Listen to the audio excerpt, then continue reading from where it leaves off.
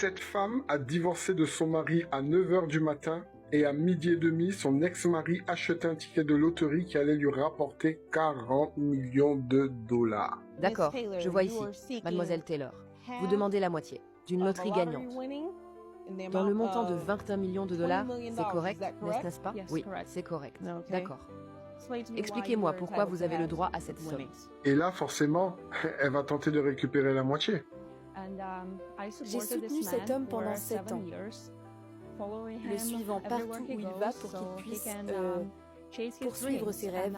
J'ai renoncé à ma carrière et à ma vie. Donc elle explique qu'elle a sacrifié 7 ans de sa vie pour cet homme, qu'elle aurait abandonné sa carrière pour le soutenir, et donc, selon elle, ces 20 millions lui reviennent. Si vous me le permettez, je peux aussi ajouter, je suis convaincue que ces numéros sur les tickets de loterie ne sont pas. La confiance est notre histoire commune. Sans moi, sans nous, il n'aurait pas gagné. Je peux vous expliquer davantage si vous le permettez. Ces numéros sont 2, 7, 14, 21, 28 et 39. Le 2 décembre, jour de notre mariage. Le 7 juin, le jour où il a proposé. Le 14 août, notre anniversaire de mariage. Le 21 mai, l'anniversaire de notre chien. Le 28 février, notre première date romantique. Et le 39, croyez-le ou non, 39 villes, il changerait de course pour devenir acteur. Elle affirme que les numéros gagnants correspondent à ces dates importantes de leur couple. Sauf que le mari lui dit qu'il n'a même pas choisi les numéros et c'est l'ordinateur qui les a choisis. Ah ouais. Il a le reçu. Le divorce a été finalisé à 9 heures et le ticket a été acheté à midi et demi. Donc juridiquement, pour lui, l'affaire est assez claire. Comment pouvez-vous vous sentir blessé et contrarié parce que votre ex-mari